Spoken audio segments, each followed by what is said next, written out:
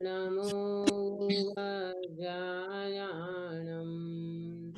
नमो लोये सब साहुणम्। किरण बेन जी दीदी।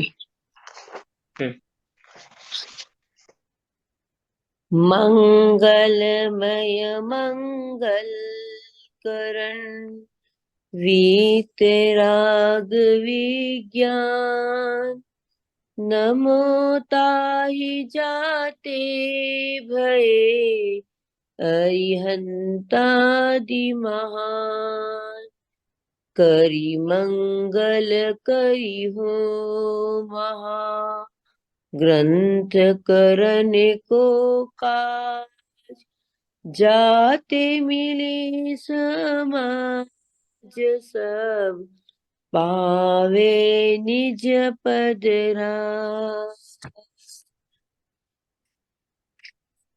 मिथ्या भाव अभाव ते जो प्रगट निज भाव सो जयवंत रहो सदा यही मोक्ष उपाय यही मोक्ष उपाय। बहुत सुंदर मंगलाचरण आपने किया। शुभ मंगल प्रभात की मंगल बेला में हम पंडित साहब आचार्य कल्प पंडित प्रवर टोडरमल जी साहब की अनुपम रचना जिसका नाम है मोक्ष मार्ग प्रकाशक, जो वास्तव में मोक्ष मार्ग का प्रकाश करने वाला ये शास्त्र है। इसमें पंडित साहब जीव को कहाँ कहाँ किस किस प्रकार से जीव का कर्म का जो संबंध होता है और उन जीव और कर्म के संबंध में जीव का किस प्रकार से रुकना होता है। यानी कर्म भारी नहीं है, कर्म बलवान नहीं है, बलवान तो जीव है, परंतु अनादि काल से ये जीव अपने स्वभाव को नहीं पहचानने के कारण कर्म को ही प्रधानता देता हुआ, यानी कर्म के स्वरूप को ही समझता है कि कर्म के कारण ही सब कुछ हो रहा है। ऐसा मानता हुआ ये जीव अपने द्रव्य कर्म, जो कार्बन वर्गणा में से जो कर्म परमाणु तैयार होते हैं, जिसको 8 कर्म बोला जाता है, वो 8 कर्म के माध्यम से, यानी 8 कर्म के कारण ये जीव, इन कर्म का उदय जब आता है 8 कर्मों का, तब ये जीव उन कर्म के उदय में इन्वॉल्व होता है और रागादि भाव करता है, जिसके कारण ये जीव की श्रृंखला चालू हो जाती है, संसार का चक्र चालू हो जाता है। द्रव्य कर्म से भाव कर्म और भाव कर्म से फिर द्रव्य कर्म, और बीच में हमने 9 कर्म का भी बताया था कि कैसे ये जीव का ये संसार चक्र चालू होता है। अब ये संसार चक्र में से निकलना हो, अब ये सीक्वेंस को बंद करना हो, अब ये साकल को तोड़ना हो, तो ये जीव को कर्म के उदय में जुड़ना नहीं चाहिए। यानी कोई भी प्रकार का, किसी भी प्रकार का कर्म का उदय आवे और उसमें जीव अगर इन्वॉल्व नहीं होता है, यानी अपने स्वभाव में अनुसंधान अपने त्रिकाली ध्रुव भगवान आत्मा का करता है, तो वो जीव नए कर्म का बंध नहीं करेगा और वहां से उनकी श्रृंखला टूटने लगेगी। वहां से जीव का धर्म चक्र चालू होगा और ये धर्म चक्र, यानी वस्तु का स्वभाव जो प्राप्त किया, अतीन्द्रिय आनंद की जो प्राप्ति की, मोक्ष मार्ग को जो प्राप्त किया, तो वो उनका मोक्ष मार्ग सिद्ध चक्र तक ले जाएगा। ये पिछले क्लास में हमने चर्चा की थी। आज हम चर्चा करने वाले हैं 9 कर्म का स्वरूप और उसकी प्रवृत्ति। पेज नंबर है 31, निकाल लीजिए, पेज नंबर 31। 9 कर्म का स्वरूप और प्रवृत्ति। हमने ये देखा तो था, द्रव्य कर्म से 9 कर्म मिलता है, फिर 9 कर्म में जीव भाव कर्म करता है, यानी राग द्वेष करता है, फिर जीव का कर्म बंधता है द्रव्य कर्म, फिर उसको सामग्री मिलती है 9 कर्म, फिर वो जीव राग द्वेष का परिणाम करता है। इस तरह के ये चक्र चालू है। तो अब अपने को देखना है कि है क्या 9 कर्म, 9 कर्म का स्वरूप और उसकी प्रवृत्ति। Page number 31। तथा नाम कर्म के उदय से शरीर होता है। मिला सभी को शास्त्र में? तथा नाम कर्म के उदय से शरीर होता है, वह द्रव्य कर्मवत किंचित सुख दुख का कारण है, इसलिए शरीर को नो कर्म कहते हैं। अब समझना कि मेरा प्रश्न है आप लोगों से कि ये जो शरीर है ये कौन सा कर्म है। ये जो शरीर मिला ना अपने को, औदारिक शरीर जो सामने उद्गल परमाणु का जो पिंड है, तो ये औदारिक शरीर जो है, ये शरीर वास्तव में कौन सा कर्म है? कौन बताएगा? नाम काश्मीरा नाम में। कर्म नाम कर्म नाम के उदय कर्म से शरीर मिलता है दीदी। नाम श- हाँ, बोलो, किसी को और कुछ उद्योग जवाब है? उद्योग नाम कर्म के हाँ। उदय से मतलब शरीर मिलता है। हाँ, उसके नाम भी कर्म बहुत के प्रकार है, उदय नाम कर्म के भी हम्म दीदी, अलग आपका अलग ये नाम कहना है? नाम अलग अलग नाम होगा। कर्म ही हाँ, बहुत नाम टाइप के कर्म है में भी। उसमें से। हाँ हाँ, नाम कर्म की भी बहुत सारी प्रकृतियां हैं। तो आपका ये कहना है कि नाम कर्म के कारण ये शरीर मिला है। ठीक है अक्षा बेटा, आपका कुछ कहना है? नहीं, अंकित बोल रहे हैं। हाँ, वही वेदनीय आयु और नाम तीनों का संबंध होगा ना, क्योंकि सुख दुख अच्छा हुआ शरीर में तो वेदनीय के कारण होगा, आयु के कारण हम्म शरीर टिका रहेगा। हम्म देखो, मेरा तो प्रश्न सीधा ये था कि शरीर कौन से कर्म है, शरीर कौन सा कर्म है? शरीर जो है ना अपना, ये कौन सा नो कर्म कर्म। है 8 नो कर्म में कर्म, से? नो कर्म। नौ अच्छा, कर्म है। आठ आठ कर्म में से कौन सा कर्म है? आयु नाम नाम नाम कर्म के उदय से तो शरीर मिलता है, नाम हाँ। कर्म नहीं लो। नाम कर्म के उदय से तो शरीर मिलता है। मेरा प्रश्न है शरीर कौन सा कर्म है 8 कर्म में से? उद्गल परमाणु नहीं नहीं नहीं, उद्गल- एक मिनिट नहीं त्यांचे सुनो सुनो, कंफ्यूजन हो रहा है आपको। मैंने कंफ्यूजन खड़ा कर दिया आपको। कंफ्यूजन आपको नहीं हो रहा है, मैंने खड़ा किया थोड़ा सा आपका। किस तरह से आपका चलता है गोचरा चिंतन। बोल सकते हैं। हाँ नहीं, देखो सुनो, शरीर कर्म नहीं है। सुनना, नोट करना। कोई प्रश्न पूछे आपको कि शरीर कौन सा कर्म है 8 कर्म में से, तो शरीर कर्म नहीं है, कर्म का फल है। आया समझ में? शरीर कर्म नहीं है, कर्म का फल है। तो कौन से कर्म का फल है? नाम कर्म के उदय से शरीर मिलता है। अभी तो पढ़ा ना हमने, नाम कर्म के उदय से शरीर होता है। तो फिर मैंने प्रश्न ये पूछा था कि भाई शरीर 8 कर्म में से कौन सा कर्म है? तो एक भी कर्म नहीं है, ये तो नाम कर्म के उदय से मिला है। तो शरीर कर्म नहीं है, कर्म का फल है। बराबर आया ना समझ में? थोड़ा सा ख्याल हमें आना चाहिए अपने को। ये देखो, अपन थोड़ा इसके ऊपर चिंतन मनन करेंगे ना, तो अपने को समझ आएगा कि सही बात है कि ये जो शरीर है ये 8 कर्म में से तो कोई भी कर्म नहीं है।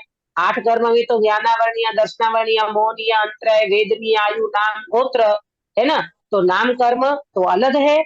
नाम कर्म के उदय से शरीर मिला। काश्मीरा बेन, आया समझ में? नाम हाँ कर्म दीदी। के उदय दीदी, से। मैं गाँव हाँ। हम्म मैं बाहर गाँव में हूँ ना, तो मेरा फोन ही कट हो गया था बीच अच्छा में। मैं अच्छा, सुन हाँ लूंगी बाद में रिकॉर्ड। हाँ हाँ, ठीक है, कोई बात नहीं। मेरा ये पूछना था कि शरीर कौन सा कर्म है? तो शरीर कोई कर्म नहीं है, कर्म का फल है। तो कौन से कर्म का फल है? नाम कर्म के उदय से शरीर मिलता है। तो नाम कर्म कारण है और शरीर की रचना कार्य है। ये नोट करना, नाम कर्म कारण है और शरीर की रचना कार्य है। नाम कर्म के उदय से शरीर मिला ना, तो नाम कर्म कारण है और शरीर की रचना कार्य है। अच्छा। हम्म क्यों? क्योंकि शरीर कर्म नहीं है, परंतु कर्म जैसा काम करता है ना। शरीर को कर्म नहीं कहा, परंतु कर्म जैसा काम करता है। कैसे कर्म जैसा काम करता है? सुख दुख, अभी अमित अंकित भैया ने बोला ना कि वेदनीय के कारण अपने को साता असाता होती है, तो सुख दुख का फील होता है। तो सुख दुख में निमित्त बनता है। ठंडी लगती है, गर्मी लगती है, तो अपने को प्रॉब्लम होती है ना। तो ये शरीर के कारण तो होता है, शरीर निमित्त बनता है। तो भाई सीधा डायरेक्ट कर्म नहीं है, नाम कर्म के उदय से शरीर मिला है। तो नाम कर्म हो गया कारण और शरीर की रचना हो गई कार्य। कर्म नहीं है, परंतु कर्म जैसा कार्य करता है, कर्म जैसा काम करता है, सुख दुख में निमित्त बनता है। ठंडी लगी, गर्मी लगी, भूख लगी, प्यास लगी, तो ये संवेदना कहाँ होती है? शरीर में होती है ना। भले जीव संवेदन करता है परंतु निमित्त शरीर बनता है, तो शरीर के निमित्त से ये सारी हमें संवेदनाएं होती है। बराबर आया ना? इतनी बात समझ में आई पंकज भाई? हाँ जी। हाँ, तो यहाँ पर नो कर्म के स्वरूप की और प्रवृत्ति देख रहे हैं। तो नाम कर्म के पहले तो हमने ये समझा कि शरीर कोई कर्म नहीं है, शरीर कोई कर्म नहीं है, परंतु क्या है? शरीर कर्म का फल है। तो कौन से कर्म के उदय से मिला है? नाम कर्म के उदय से मिला है। तो नाम कर्म कारण है और शरीर की रचना कार्य है। शरीर कर्म नहीं है परंतु कर्म जैसा काम करता है। कैसे काम करता है? सुख दुख में निमित्त बनता है, ठंडी गर्मी में, भूख प्यास में हमें जो संवेदना होती है वो शरीर के निमित्त से होती है। अगर यहाँ शरीर नहीं होता तो भूख का कैसे मालूम पड़ता? ठंडी गर्मी को किसको लगती है? बोलो अक्सा बेटा, ठंडी गर्मी किसको लगती है? बॉडी को कि आत्मा को? बॉडी को। शरीर को लगती है ना, तो हम फील करते हैं ना उसका, तो उसमें ये निमित्त बनता है शरीर, इसीलिए ये शरीर भी कर्म जैसा काम करता है। बराबर। अब देखो आगे पढ़ते हैं। यहाँ नो शब्द ईशत यानी अल्पवाचक जानना। नो नो इंग्लिश में नो माने नथिंग, नो माने नहीं, तो यहाँ पर नो माने ईशत लेना, अल्प लेना। नो कर्म, ये शरीर को क्या कहा? नो कर्म। द्रव्य कर्म माने 8 कर्म, भाव कर्म माने राग द्वेष के परिणाम, और नो कर्म माने शरीर आदि पुद्गल। तो इसको यहाँ पर नो शब्द से अल्प, ईशत माने अल्पवाचक जानना। सो शरीर पुद्गल परमाणुओं का पिंड है। शरीर क्या है? पुद्गल परमाणुओं का पिंड है। और द्रव्य इंद्रिय, द्रव्य मन, श्वासोच्छ्वास तथा वचन ये भी शरीर के ही अंग हैं। अब देखो ये हमारा द्रव्य मन पता है? द्रव्य मन कहाँ है? द्रव्य मन कोई बताएगा सभा में से? हाँ दीदी, हार्ट के पास। छाती के ये हृदय के पास अष्ट कमल दल के पंखुड़ी के आकार का हमारा द्रव्यमन बना है। ये द्रव्यमन किससे बना है? कौन सी वर्गणा से? कार्बन वर्गणा से। नहीं, मनोवर्गणा से। ये मन है ना, द्रव्य मन, ये मनोवर्गणा से बना हुआ है। ये जो द्रव्य मन है वो भाव मन में निमित्त बनता है। भाव मन में विचार चलता है और द्रव्य में इंस्ट्रूमेंट है। द्रव्य में वहां काम निमित्त बनता है विचार करने में। विचार होता है भाव मन में, प्रॉपर समझना, पहले बहुत बार बताया है। विचार होता है भाव मन में और द्रव्य मन बनता है उनमें निमित्त। बराबर। मैंने मोबाइल का दृष्टांत दिया था। मोबाइल की डिब्बी ये है द्रव्य मन और उसकी जो सीम, उसका जो चीप वो है भाव मन। आया समझ में? तो इस तरह से यहाँ पर द्रव्य मन, फिर क्या क्या बताया देखो, द्रव्य मन, द्रव्य इंद्रिय, ये जो द्रव्य इंद्रिय है ना, बाहर का आकार प्रकार जो हमारा आंख कान नाक इत्यादि, और श्वासोच्छ्वास, ये जो हम श्वास ले रहे हैं, और ये हमारा जो वचन वर्गणा निकल रही है, ये जो हमारी भाषा निकल रही है, ये सब शरीर के ही अंग हैं। यानी ये शरीर के साथ ही जुड़े हुए हैं, इसीलिए उन्हें भी पुद्गल परमाणुओं के पिंड जानना। बराबर। अब मुझे आपको यहाँ पर एक बात समझाना है। यहाँ नो शब्द ईशत अल्पवाचक जानना, नो कर्म के बारे में, नो माने थोड़ा, नो माने अल्प, है ना। तो इसके लिए एक एग्जाम्पल आगम में आता है कि ईशत माने थोड़ा, अल्प, थोड़ा सा। कैसे? तो इसमें एग्जाम्पल ऐसा दिया है आचार्य देव ने कि अनुदरा कन्या, काय का एग्जाम्पल दिया? अनुदरा कन्या। किसी को समझ में आया अनुदरा कन्या क्या होती है? गिरीश भाई, तो आप कहोगे आप किसके लिए बैठे हो? हमें सब समझ में आ जाए तो फिर हम क्लास अटेंड क्यों करेंगे, है ना।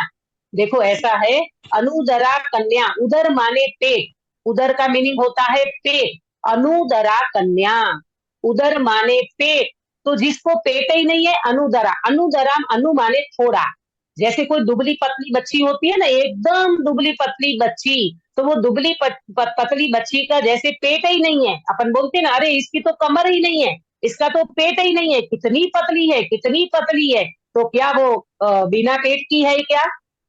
तो बिना पेट की तो होती नहीं है, तो उसका नाम दिया अनुदरा कन्या।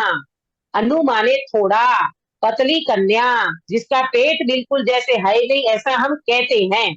आया समझ में? इसी तरह नो, नो कर्म, नो माने अल्प, कर्म नहीं है परंतु नो कर्म, इसी थोड़ा, थोड़ा, अल्प, तो उसको कहते हैं नो, मतलब कर्म नहीं है का मतलब थोड़ा है ना?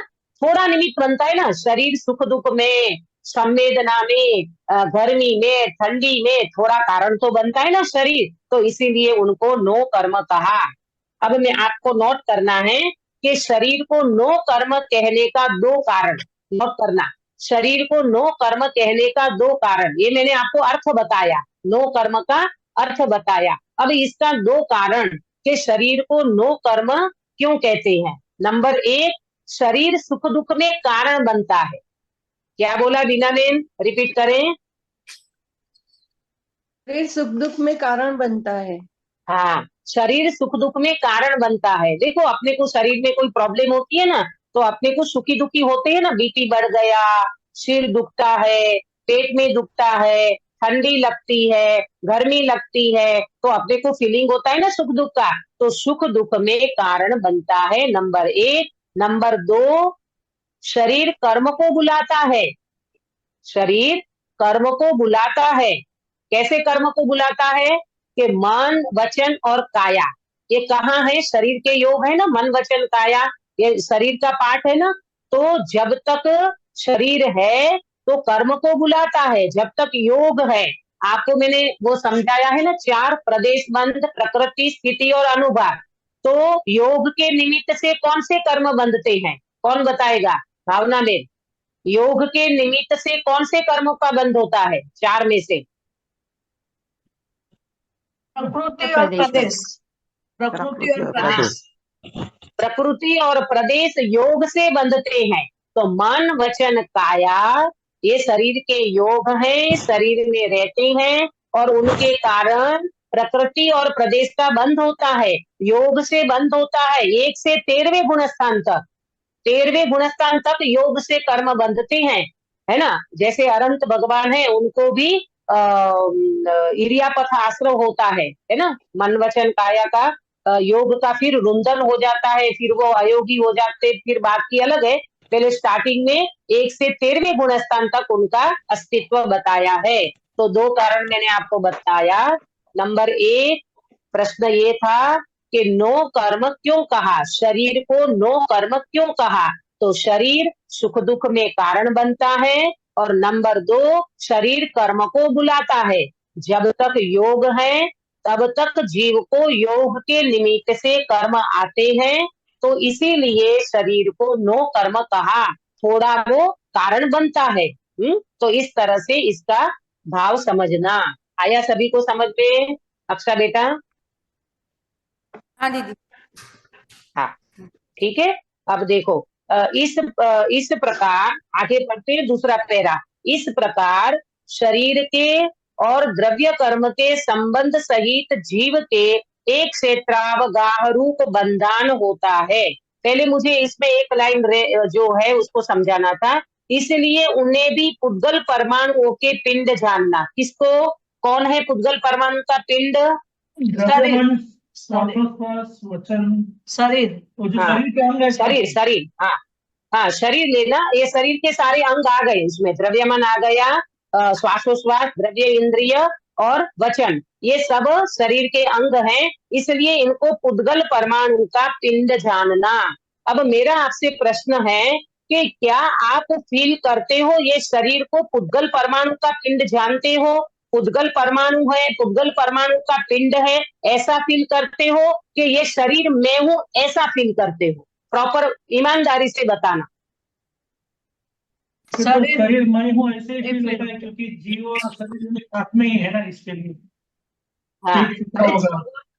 देखो वीरेश भाई, जीव और शरीर साथ में है, तो इसका मतलब ये थोड़ी है कि हम शरीर को अपना मान ले, परंतु वहां ये कबूल करो, ये बताओ कि भाई हमारी वास्तव में देखा जाए तो देहात्म बुद्धि पड़ी है, देह में सुख बुद्धि पड़ी है, तो हम कहते हैं पंडित साहब कि ये तो पुद्गल परमाणु का पिंड है, और हमें तो वास्तव में शरीर एक लगता है, अपना लगता है। मैं शरीर माने मैं फील करता हूँ, ये मैं हूँ, ये पुद्गल परमाणु का पिंड है ऐसा नहीं, ये मैं हूँ। आप सच समझना, वास्तविक रीते समझना कि वास्तव में जब प्रैक्टिकल आप ये बोल तो दोगे, हम भी बोल देंगे कि भाई ये तो पुद्गल परमाणु का पिंड है, ये तो मिट्टी का ढेर है, शरीर तो वास्तव में कुछ भी काम नहीं आता, शरीर तो छोड़ के चले जाते हैं, ये सब बोलने की बातें हैं। जब प्रैक्टिकल करते हैं तब समझ में आता है। बीपी बढ़ जाता है तो जीव तकलीफ में आ जाता है, शरीर में कोई प्रॉब्लम हो जाती है तो ऐसा लगता है कि ये भगवान अब क्या होगा, बीपी बढ़ गया अब क्या होगा, माइग्रेन हो गया अब क्या होगा, कोरोना हो गया अब क्या होगा। बोलो उस समय पुद्गल का पिंड नजर आता है कि ये देह में सुख बुद्धि, देह में एकत्व नजर आता है। दीदी अभी ये इतने टाइम से अभ्यास कर रहे हैं ना, तो जब भी ऐसी स्थिति आती है तभी याद आता है, लेकिन 24 घंटा मतलब भिन्नता अनुभव नहीं होती है, तभी एक में क्यों हो हाँ जाते हैं? हाँ, है ना।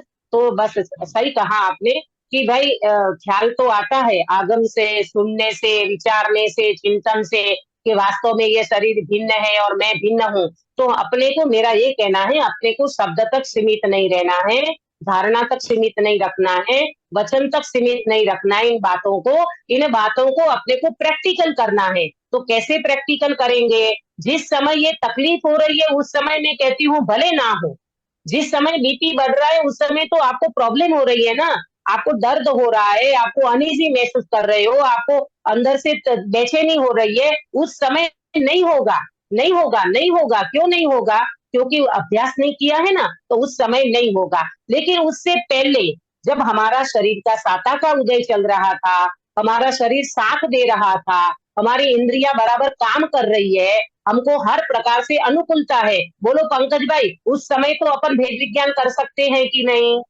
हाँ जरूर कर सकते, है ना? जरूर कर सकते तो उस समय जरूर कर सकते हैं ना, तो उस समय अपने को अभ्यास कर लेना चाहिए, भेद विज्ञान कर लेना चाहिए, भेदाभ्यास कर लेना चाहिए कि दोनों में ये देह और आत्मा ये वास्तव में भिन्न है। नहीं तो मालूम अंतिम समय में घबरा जाए, अंतिम समय मतलब शरीर में तकलीफ आएगी तो ये जीव घबरा जाएगा, ऐसा लगेगा हे भगवान अब रात नहीं निकल रही है, मैं किसको जगाऊं, मेरे को तो बहुत प्रॉब्लम हो रही है, मैं किसको उठा नहीं सकता, मेरी वचन वर्धना काम नहीं कर रही है, अपन बोल भी ना पाए, पैरालिसिस हो गया, कुछ भी हो सकता है, एनी टाइम बॉडी में कुछ भी परिणमन हो सकता है। वो परिणमन इतना स्वतंत्र है, उसमें जीव का कुछ भी नहीं चलता। ये आगे जाकर के बात आने वाली है। हमारी तैयारी ऐसी होना चाहिए जैसे अपने सैनिक होते हैं ना, सैनिक सीमा में जो सैनिक रहते हैं, तो वो सैनिक पहले से तैयार होते हैं लड़ाई करने को, कि पहले वो सोए रहते हैं कमरे में और बाद में तैयारी करते हैं?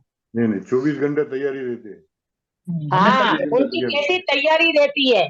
बिल्कुल तैयार रहते हैं, एनी टाइम कुछ भी आतंकवादी आ जाए सैनिक तैयार। इसी तरह अपना उपयोग ऐसा तैयार हो जाए प्रभु कि कैसा भी शरीर में परिणमन हो जाए, कुछ भी शरीर में प्रॉब्लम हो जाए, मुझे वास्तव में ये पुद्गल का पिंड नजर में आए और ये भगवान आत्मा बिल्कुल भिन्न नजर आए।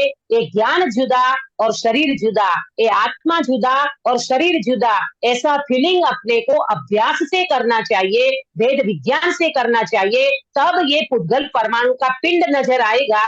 नहीं तो मालूम, आप देखो, प्रैक्टिकल सोचो, देखो कभी कभी तो अपन कैसे तैयार हो जाते हैं। मैं आपको थोड़ा सा समझाना चाहती हूँ कि अपना ये पुद्गल का पिंड है शरीर, तो इसमें से ये नाखून निकल जाता है, ऊपर से नाखून तोड़ देते ना अपन, नाखून काट देते, नाखून को अपन काट देते हैं, तो ये नाखून तो निकल जाता है, तो कोई प्रॉब्लम होती है? नहीं होती है। ये बाल अपने ऊपर से बाल निकल जाए, ऊपर से बाल निकल जाए तो कोई प्रॉब्लम होती है? नहीं होती है। परंतु जिससे हमारा अटैचपना है, जिसमें हमारा एकत्वपना पड़ा है, और इसमें शरीर में से कोई पार्ट निकल जाता है, तो भी अपने को उतनी प्रॉब्लम नहीं होती है। सुनना ध्यान से, तो भी अपने को उतनी प्रॉब्लम नहीं होती है। जैसे लेडीज का यूट्रस खराब हो गया, उसमें गठान आ गई और डॉक्टर ने बोला नहीं निकालोगे तो आगे जाके कैंसर हो जाएगा, तो बोलो क्या करोगे सुनीता जी, निकलवाओगे कि रखते रहोगे? निकलवा देते हैं। जैसा डॉक्टर कोई प्रॉब्लम होती है तब, कोई प्रॉब्लम होती है नहीं होती है। तो सुनो, मेरा ये कहना है, तो फिर हम ऐसा थोड़ा चिंतन को आगे क्यों नहीं बढ़ा सकते? अरे ये शरीर के पुद्गल परमाणु का पिंड जिसको मैं अपना मानता हूँ, तो ये यूट्रस तो अलग हो गया। कभी कभी किसी की कितने की किडनी भी बदल जाती है, चेंज करा देते हैं। कितने सारे पुद्गल परमाणुओं के पिंड में से कितने पुद्गल परमाणु हमसे बिखर जाते हैं, हमसे अलग हो जाते हैं, बॉडी का पार्ट अलग हो जाता है। तो फिर है जीव, तो विचार कर, ये अनंत पुद्गल परमाणु का पिंड जिसमें तू एकत्व करके बैठा है, ये वास्तव में तेरा नहीं है। और जब इसकी राख हो जाती है, बिल्कुल अंतिम संस्कार जब हो जाता है, तब तो ये बिल्कुल बचता ही नहीं है। तो फिर विचार करो कि जब हम जिंदे हैं, माने ये शरीर के संयोग में रह रहे हैं, तब इन शरीर से भेद विज्ञान करना ये हमारा परम कर्तव्य है। अगर ये कार्य हम कर लेंगे तो जीते जी ये शरीर का होते हुए भी ऐसा शरीर भिन्न नजर आएगा। जैसे शरीर और कपड़ा हमें भिन्न नजर आता है, ऐसे शरीर और आत्मा भिन्न नजर आएगा। ऐसा भेद विज्ञान का अभ्यास करने वाले को ये पुद्गल का पिंड नजर आता है। ख्याल में आया? दीदी तो पहले तो वचन से ही होता है ना। हाँ, कोई बात नहीं, पहले वचन से होगा, बोलने में आएगा, विचार में आएगा, चिंतन में आएगा, फिर धीरे धीरे अभ्यास करते करते एक न एक दिन आपके वेदन में, आपके फीलिंग में ये शरीर और आत्मा दोनों भिन्न है, ऐसा आपको बिल्कुल निर्णय हो जाएगा। ये अभ्यास करने की बात है। आया समझ में? अभी देखो, अब आगे बढ़ते हैं। इस प्रकार शरीर के और द्रव्य कर्म के संबंध सहित जीव के एक क्षेत्रावगाह रूप बंधन होता है। ये जो शरीर और आत्मा, इसका कौन सा संबंध है? शरीर और आत्मा के साथ कौन सा संबंध है, कौन बताएगा? अंकित भैया। क्षेत्रावगाह संबंध। एक क्षेत्रावगाह संबंध। एक क्षेत्रावगाह संबंध। ध्यान और आत्मा का कौन सा संबंध है? ध्यान और आत्मा के साथ मैंने बताया ये संबंध आपको। तादात्म्य संबंध। नित्य तादात्म्य संबंध। और राग और आत्मा का अनित्य। क्या बोलते हैं?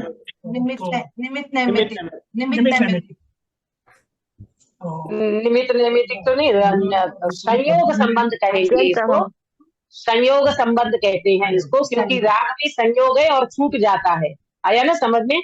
तो इस तरह से ये पुद्गल परमाणु का पिंड है। ये पुद्गल परमाणु का पिंड शरीर के साथ कैसा है? शरीर का द्रव्य कर्म के संबंध सहित, द्रव्य कर्म के संबंध सहित जीव के एक क्षेत्रावगाह रूप बंधन होता है।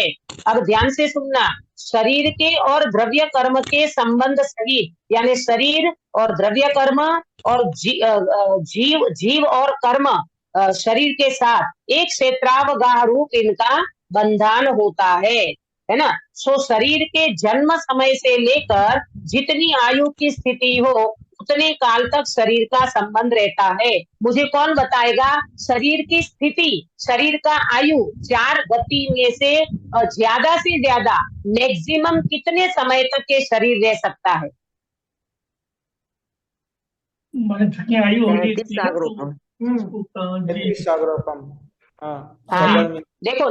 देखो नारकी का वैतरिक शरीर की स्थिति कहे तो 33 सागर 7वीं नरक में और सर्वार्थ सिद्धि में 33 सागर बराबर। और मनुष्य की अपेक्षा से अगर बात करें, तिर्यंचों की अपेक्षा से बात करें, तो भोग भूमि का जो तिर्यंच होता है उनकी 3 पल्ले की आयु होती है, और भोग भूमि के मनुष्य की 3 पल्ले की आयु होती है। और कर्म भूमि के मनुष्य की आयु कितनी होती है? ज्यादा से ज्यादा 100 वर्ष। अभी के मतलब अभी के काल में 100 वर्ष। अभी के नहीं, 84 लाख पूर्व, 1 करोड़ पूर्व, कोड़ा-कोड़ी नहीं, 1 करोड़ पूर्व की आयु रहती है बराबर। तो इस तरह से ये शरीर की स्थिति रहती है। परंतु अभी पंचम काल चल रहा है, अभी निकृष्ट काल चल रहा है। तो अभी का बताओ पंकज भाई, अभी कितनी आयु रहेगी अपनी? 100 वर्ष। 100 से थोड़ा दो 105 108 तक होती है, ज्यादा अभी से ज्यादा। ज्यादा से ज्यादा आयु बताई 120 साल की। अभी निकृष्ट पंचम काल में आयु स्थिति बताई है 120 की। तो इसमें हम 103 साल के व्यक्ति, 104 साल के व्यक्ति की बात तो सुनी है। हमारे सोनगढ़ में लक्ष्मी देन है ना, जो गुरुदेव के समय के हैं, वो अभी 104 साल के या 103 साल के हैं।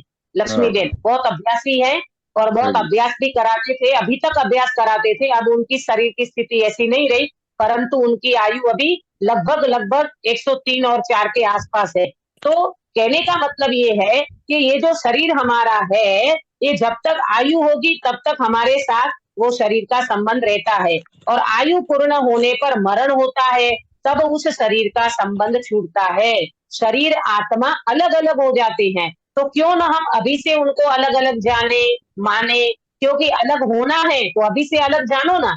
आप कहोगे दीदी ऐसे कैसे हो सकता है, अभी तो ऐसा नहीं मान सकते। अरे नहीं मान सकते तो ये प्रॉब्लम आएगी।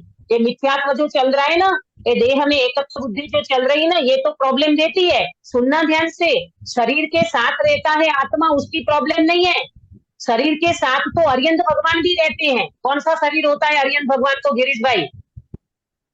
परम औदारिक शरीर। परम औदारिक। परम औदारिक शरीर, परम औदारिक शरीर अनंत भगवान को रहता है। कोई प्रॉब्लम नहीं है, भले शरीर के साथ रहे, परंतु शरीर को अपना नहीं मानते। वो तो चौथे गुणस्थान में हो जाता है। चौथे गुणस्थान में ज्ञानी शरीर के एक परमाणु को अपना नहीं मानते।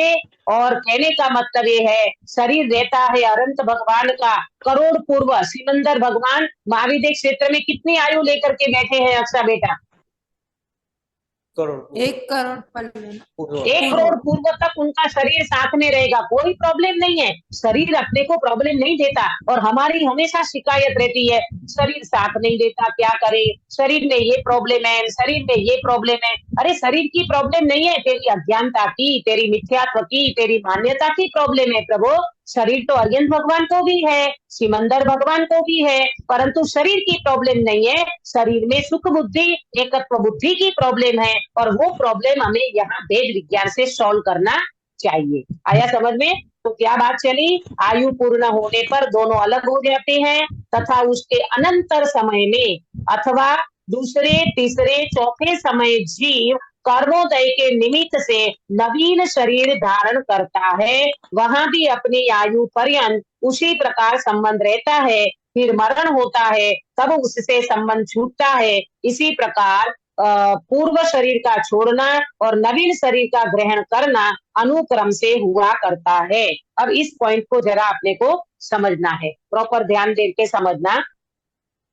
मेरा एक प्रश्न है आपको, क्या हर जीव का शरीर से संबंध रहता है? हर जीव का, प्रश्न समझना, क्या हर जीव का शरीर से संबंध रहता है? बनेगा? हर जीव का शरीर से संबंध बनेगा? नहीं बनता है। भगवान कोई जीव अपर्याप्त अवस्था में मृत्यु प्राप्त हो जाता है ना दीदी, इसलिए हाँ। वो हाँ। हिसाब से नहीं यहाँ पर ये है आंसर इसका सीधे सीधा, जो द्रव्य कर्म के संबंध सहित होगा उनका ही शरीर से संबंध रहेगा। देखो पहली लाइन पढ़ी थी, इस प्रकार शरीर के और द्रव्य कर्म से संबंध सहित जीव के। द्रव्य कर्म का संबंध होगा ना तो शरीर रहेगा, और द्रव्य कर्म का संबंध टूट गया तो शरीर का संबंध छूट गया। कौन है ऐसे ऊपर? सिद्ध भगवान। सिद्ध भगवान। हाँ, सिद्ध भगवान को 8 कर्म में से कौन सा कर्म है अक्षा बेटा? एक भी नहीं।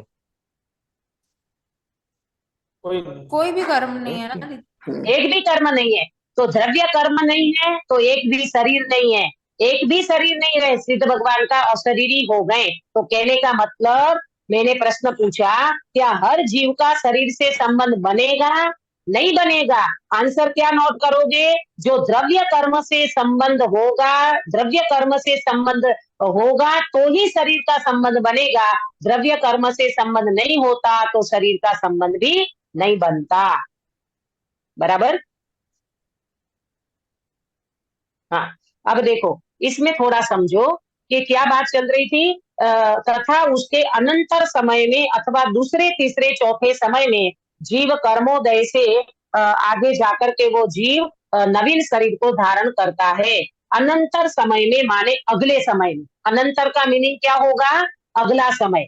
अनंतर समय में माने अगले समय में। आपको पता है जीव यहाँ से शरीर छोड़ के अन्य गति में जाता है, मैक्सिमम कितना समय लगता है? एक समय, एक, दो या तीन, मैक्सिमम 3 समय। हाँ, मैक्सिमम 3 समय, या 1 समय, 2 समय, 3 समय। 3 समय में तो वो जीव पहुंच ही जाता है। इसको कहते हैं विग्रह गति। इसको कहते हैं विग्रह गति। 1 समय में नहीं पहुंचा तो 2 समय, 2 समय में नहीं पहुंचा तो 3 समय में वो जीव नवीन शरीर को धारण कर ही लेता है।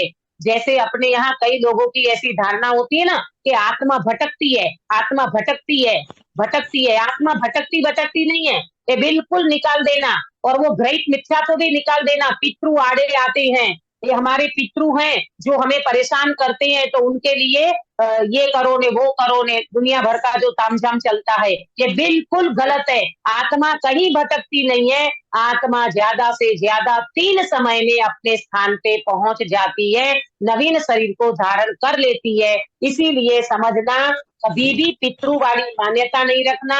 आत्मा भटकती है, अन्य दर्शन में कहते हैं आत्मा भटकती रहती है, ये भटकती भटकती नहीं है। आया समझ में? वो अपना स्थान ग्रहण कर लेती है। इसको क्या कहा? विग्रह गति। होता है ना, क्या बोलते हैं ना, आपकी आवाज नहीं आ रही है क्लियर। बोलते हैं ना, कोई कुछ उसका किसी किसी का नाम लेते हैं। इसलिए तो हमने कहा ये किसी का नाम किसी का लेते हैं, नाम ये लेते आड़ा आता है, हैं। वो ये बना, और नहीं नहीं, ये सारी मान्यता निकाल दे अंदर में से। देखो सुनो प्रेमलता जी, कदाचित कोई व्यक्ति निरंतर बन करके, सुनो सुनो, कोई व्यक्ति निरंतर बन करके अपने को परेशान करे, तो ये समझना अपना ही कर्म का उदय समझना। वो व्यक्ति के साथ हमारा वास्तव में कोई वो नहीं है। आया ना समझ में? वो अलग चीज हो गई। लेकिन आत्मा भटकती है और ये पितृ है और ये इस प्रकार से उनका फिर ये सब करना, ये वास्तव में ग्रहित मिथ्यात्व है। एक द्रव्य दूसरे द्रव्य का कुछ नहीं कर सकता। ये बात अपने को डंके की चोट अंदर में श्रद्धा में बैठनी चाहिए। आया ना? जीव अपने कर्मोदय से सुखी दुखी होता है, कोई व्यक्ति हमको सुखी दुखी नहीं करा था। आया ना समझ? निमित्त नैमित्तिक संबंध में कोई व्यंतर ने तकलीफ दी तो वो हमारे कर्म का उदय था, तो उसके साथ निमित्त नैमित्तिक संबंध समझना, कर्ता कर्म संबंध तो कतई नहीं है। आया ना समझ में? तो इस तरह से ये बात को समझना चाहिए। तो क्या बात चली? एक दूसरे, दीदी सामने वाले को देखते ना, उस समय तो कंडीशन ही रहती कि समझने की, सामने वाले को क्या समझना। अपने को देख के सामने कोई ऐसा इंसान आ गया जिसके बारे में सुना है, क्या सुना है? तो प्रेमलता जी आपकी आवाज है ना क्लियर नहीं आ रही है, आप बाद में मुझे कॉल करके सुनते हैं ना। हाँ आपकी आवाज क्लियर नहीं आ रही मुझे। हाँ बाद में फिर बात करेंगे, समझ में नहीं आ रहा है।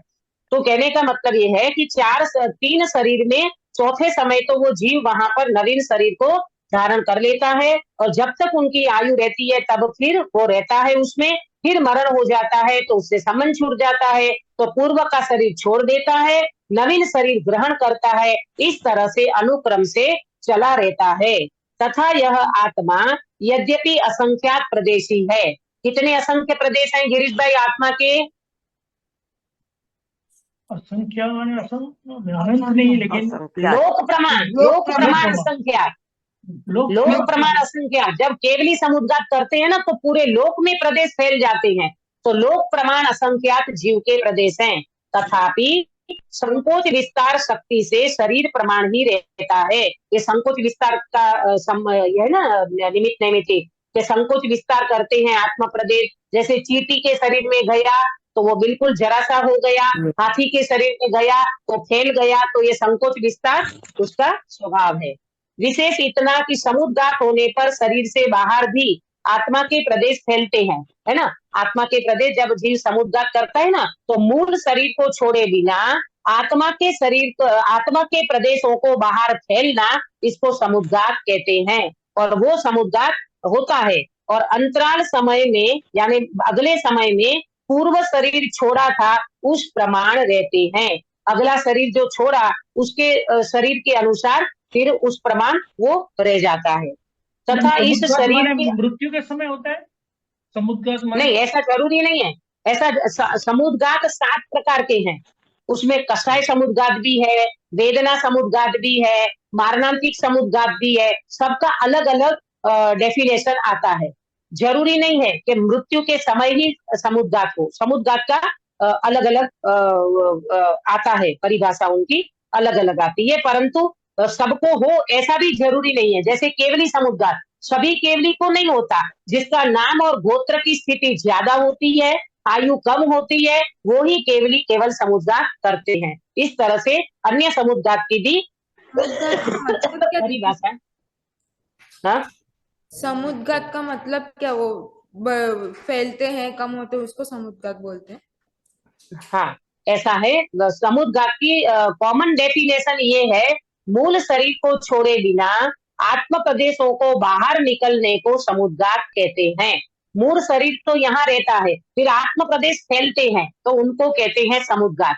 फिर उसमें वेदना समुद्घात, कषाय समुद्घात, मारणांतिक समुद्घात मृत्यु के समय भी होती है। तो वो उनका सबका अलग अलग एक चैप्टर है, वो कभी अपन ले सकते हैं। फिलहाल अभी इतना समझना कि मूल शरीर को छोड़े बिना आत्म प्रदेशों को बाहर निकलने को समुद्घात कहते हैं। बराबर। तो इस तरह से कुंतुंद आचार्य विदेश क्षेत्र में गए थे, वो समुद्घात क्यों हिसाब से गए थे या खुद नहीं, स्वदेह उसको गए थे? समुद्घात नहीं कहेंगे। वो विक्रिया रिद्धि, विक्रिया रिद्धि अलग चीज होती है और समुद्घात अलग होता है। जो विक्रिया रिद्धि से गए थे अथवा देव की सहाय से गए। तथा इस शरीर के अंगभूत द्रव्य, इंद्रिय और मन, उनकी सहायता से जीव के जानपने की प्रवृत्ति होती है। ये जो हमारा जानपना हो रहा है ना, तो ये शरीर और इंद्रिय और मन के माध्यम से भी होता है। क्यों? क्योंकि हमारा मतिश्रुत ज्ञान है ना, तो ये मतिश्रुत ज्ञान में हेल्प लेना पड़ता है इंद्रियां और मन की, है ना। तो इसकी चर्चा थोड़ी सी अपन डिटेल से करेंगे ताकि आपको थोड़ा समझ में और आ जाएगा। अभी समय हो चुका है, इसलिए मैं यहाँ विराम लेती हूँ। आज हमने चर्चा की है शरीर की, यानी नो कर्म की। नो कर्म किसे कहते हैं इसका कारण जाना, शरीर क्या है उसको समझा, शरीर कौन सा कर्म है उसको समझा।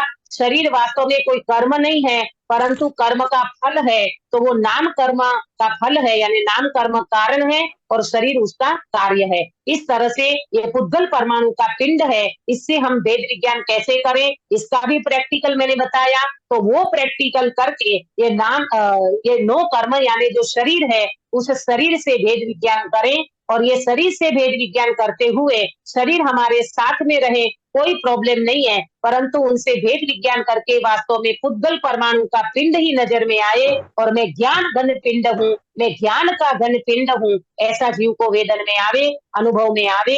इस प्रकार का अभ्यास करते हुए हम सब मोक्ष मार्ग को प्रशस्त करें। इस मंगल भावना से बात को विराम देती हूँ। निज निधि निज में बताई यह अनंत उपकार है, इसके लिए जिन वाणी माँ को वंदना सतवार है, वंदना सतवार है। हाँ, प्रेमलता जी काय सर्ग कराओगे?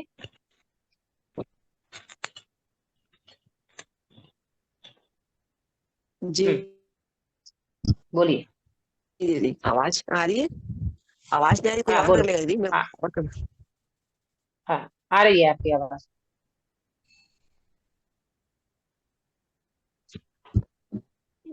हाँ, चलो कोई बात नहीं। आप और भी कोई करा सकते हैं काय सर्ग? दीदी कराओ। किरण दीदी बोल। पर्यंताणम हाँ, बोलो नमो सिद्धाणम बोलो।